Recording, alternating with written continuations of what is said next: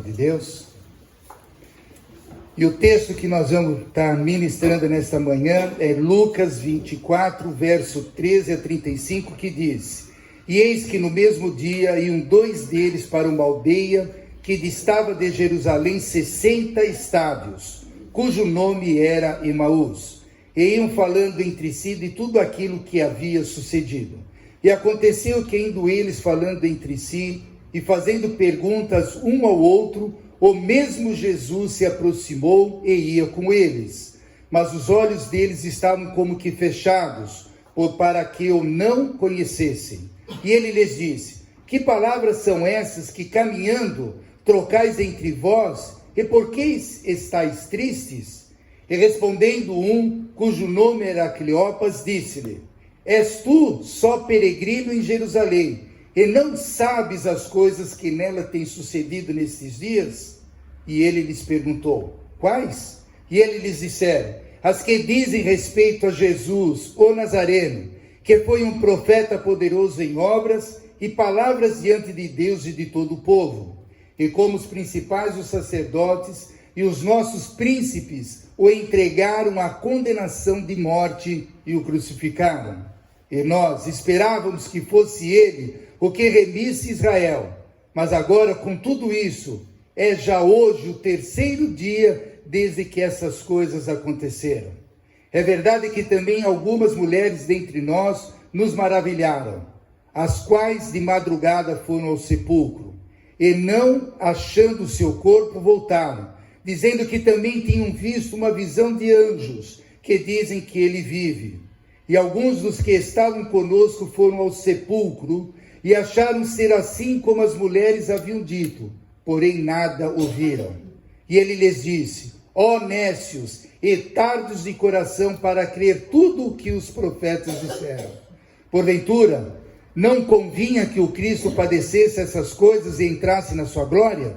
E começando por Moisés e por todos os profetas, explicava-lhes o que dele os achava em todas as escrituras. E chegaram à aldeia para onde iam, e ele fez com que ia para mais longe. E eles os constrangeram, dizendo: Fica conosco, porque já é tarde, e já declinou o dia. E entrou para ficar com eles. E aconteceu que, estando com eles à mesa, tomando o pão, o abençoou e partiu-o e lhe deu. Abriram-se-lhes então os olhos e o conheceram, e ele desapareceu-lhes. E disseram um para o outro: Porventura não ardia em nós o nosso coração quando pelo caminho nos falava e quando nos abria as Escrituras? E na mesma hora, levantando-se, voltaram-se para Jerusalém e acharam congregados os 11 e os que estavam com ele, os quais diziam: Ressuscitou, verdadeiramente o Senhor e já apareceu a Simão. E ele lhes contaram o que lhes acontecera no caminho e como deles foi conhecido no partir do pão. Amém? Podem se assentar. É a história de 2 discípulos. E é tão interessante que dentro desse texto que nós acabamos de ler, nós vemos uma situação de coração frio, um coração onde eles estavam desanimados, estavam com uma cegueira espiritual, conversas que não edificavam e existia dúvida no coração. Então esses são 4 pontos que muitas vezes podem desanimar tanto eu quanto você a entender os planos e os propósitos de Deus, a nos manter distantes da presença de Deus, longe da casa de Deus. Por quê? O coração frio gera um desânimo na nossa vida. Eles estavam ali, os 2 discípulos, desanimados com tudo o que aconteceu com o seu mestre. Existia um desânimo na vida deles. Existia durante a conversa do caminhar até Emaús também uma cegueira espiritual, porque eles não perceberam a presença de Jesus. Eles estavam levando uma conversa também que não levava a nada, conversas que não edificavam, e ainda existia uma dúvida no coração. Às vezes são esses os sintomas que às vezes a gente deixa entrar dentro da vida, da nossa própria vida, que nos impede de nos aproximarmos de Deus, de vermos a Deus, de cultuarmos a Deus, de irmos à presença de Deus, à casa de Deus. Porque no nosso coração existe dúvida, existe uma cegueira, porque nós não vemos o mover e o poder de Deus se manifestando ao nosso redor. A nosso linguajar e as nossas conversas muitas vezes não edificam, não glorificam a Deus, e ainda nós estamos desanimados com tudo que acontece na nossa vida. Coração frio. Eles tinham vivido, passado grandes momentos com Jesus, mas ainda tinham um pedido para que eles permanecessem lá em Jerusalém. Eles foram a caminho de Emaús, fazendo tudo isso com dúvida no coração, não percebendo quem estava andando com eles, levando conversas que não edificavam e ainda uma dúvida sobre tudo o que aconteceu.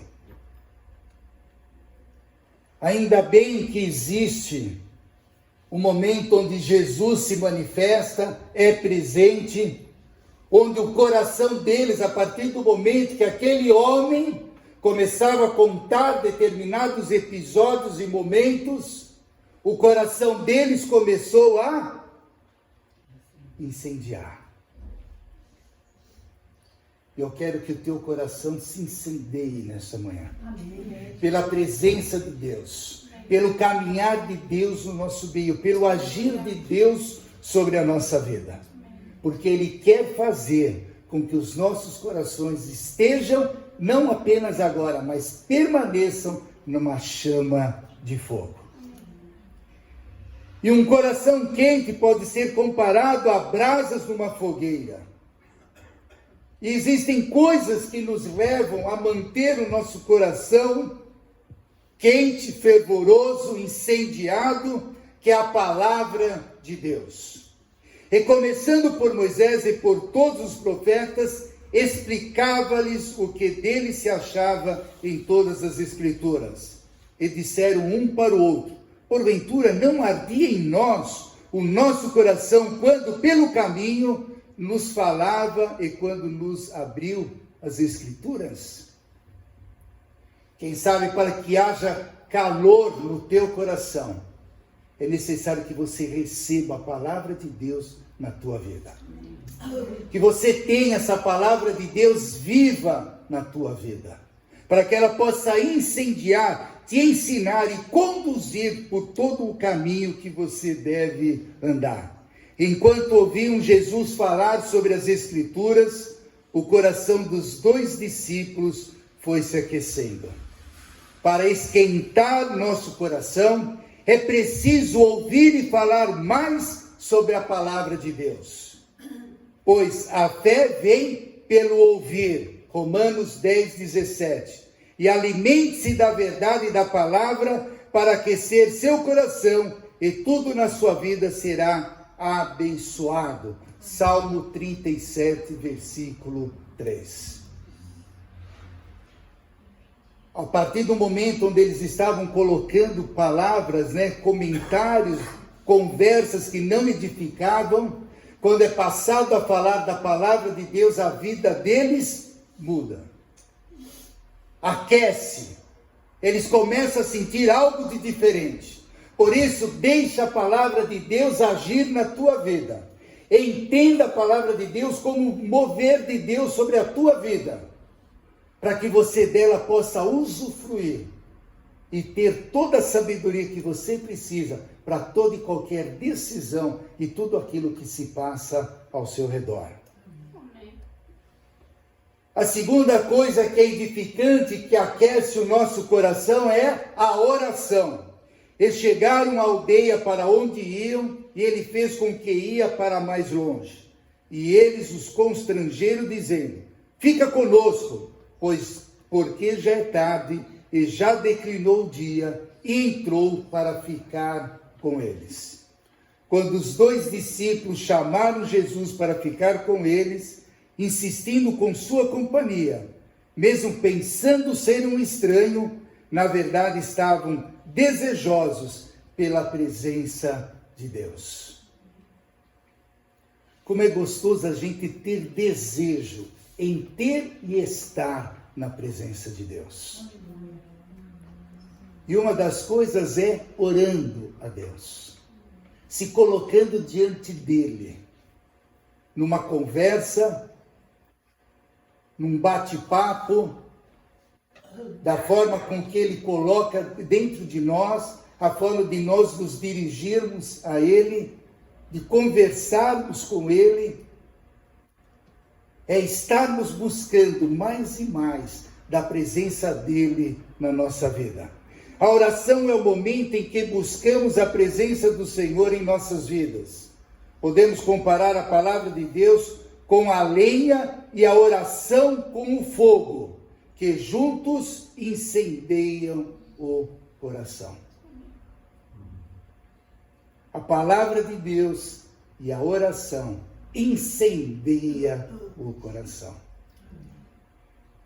Se julgamos e consideramos a nós como servos de Deus, como filhos e amantes pela sua palavra, que nunca nos falte o desejo de ouvir e de compartilhar da palavra e de estarmos sempre em constante oração. Orai sem cessar. Não significa que você precisa ficar 24 horas de joelhos, mas é que a tua vida seja conduzida por Deus. Quando tudo o que você vai fazer, você pede a direção de Deus, a graça de Deus, a busca, para que ele melhor aconteça na tua vida, é orando e conversando com Deus. A terceira coisa que nos incendeia o coração, que eu acho que é isso que nós devemos nos fortalecer cada vez mais, é a comunhão. E diz o texto: aconteceu que estando com eles à mesa, tomando o pão, o abençoou e partiu-o e lhe deu. E disseram um para o outro: porventura, não ardia em nós o nosso coração, quando pelo caminho nos falava e quando nos abria as Escrituras? Não existe coisa melhor do que a comunhão. De você poder estar em comunhão com a vida do teu irmão, com a vida com Deus. Essa mesa que nós fizemos no início foi um momento de nós estarmos numa comunhão, de um partir de uma mesa, de um comer, de um beber, de um tomar, e juntos e unidos. Porque a mesa tem um momento de celebração. E eu espero que nós tenhamos nesta manhã, como o primeiro momento que nós tomamos aqui na casa de Deus, o novo lar que Ele nos deu, esta comunhão que nos une cada dia mais para a obra dele. Porque a obra não é minha, a obra não é só da pastora Edsel, do pastor Sérgio, do pastor Alberto, da apóstola Helena, a obra é nossa. E para que a obra aconteça, para que a obra se fortaleça, nós precisamos andar juntos, em perfeita união e comunhão. E eu creio que Deus tem nos dado este povo, para que nós estejamos em plena comunhão, para que a obra dele venha. E a palavra de Deus é que nós possamos crescer mais e mais. Essa é a promessa que Deus nos deu. Nós não estamos aqui apenas no 25, hoje nós estamos, mas o amanhã pertence a Deus. E através da comunhão que nós temos, através da palavra de Deus que incendeia o nosso coração, mediante as orações que nós fazemos a Deus, pela vida dos outros, aqueles a quem nós devemos conquistar, nós veremos esta casa repleta, para que se cumpra as bênçãos e as promessas de Deus sobre este lugar. E a outra coisa que nos incendeia é o chamado. Eu e você temos um chamado. Esse chamado tem que ser cumprido, para que a obra de Deus seja completa na nossa vida. E na mesma hora, levantando-se, voltaram para Jerusalém e acharam congregados os 11 e os que estavam com eles, os quais diziam: ressuscitou verdadeiramente o Senhor e já apareceu a Simão. E ele lhes contaram o que lhes aconteceram no caminho e como deles foi conhecido no partir do pão. Você não está na igreja apenas por estar, você tem um chamado. esse chamado tem que ser cumprido. Nós somos chamados para tantas coisas, somos convidados a fazer tantas coisas, mas o maior chamado que nós recebemos na nossa vida foi feito pelo próprio Deus e pelo Jesus Cristo, chamando a mim e a você para fazermos a obra dele se cumprir aqui na terra, para se estender aqui na terra. Deus te chamou porque ele conta com você. Deus vê em você um potencial. E é tão importante porque não somos todos iguais. É isso que fortalece o corpo de Cristo, porque cada um tem um chamado específico, cada um tem algo específico a ser realizado. Uns no louvor, outros na ministração, outros na intercessão, outros no acolhimento, outros na assistência, outros na providência, outros de joelhos, intercedendo e clamando, mas você é importante para Deus.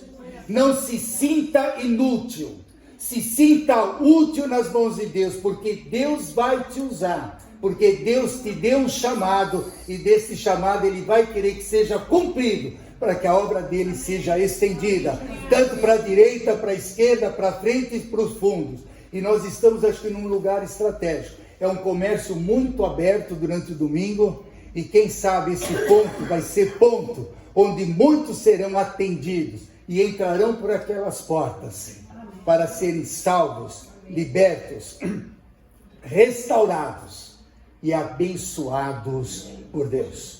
Os discípulos voltaram para Jerusalém, onde ficaram como Jesus havia ordenado. Ou seja, eles foram, mas voltaram. Amém? E aqueles que um dia saíram desta igreja, eles hão de voltar, para que juntos nós possamos continuar a fazer a obra de Deus. E ali receberam o Espírito Santo, para testemunhar o Evangelho com poder.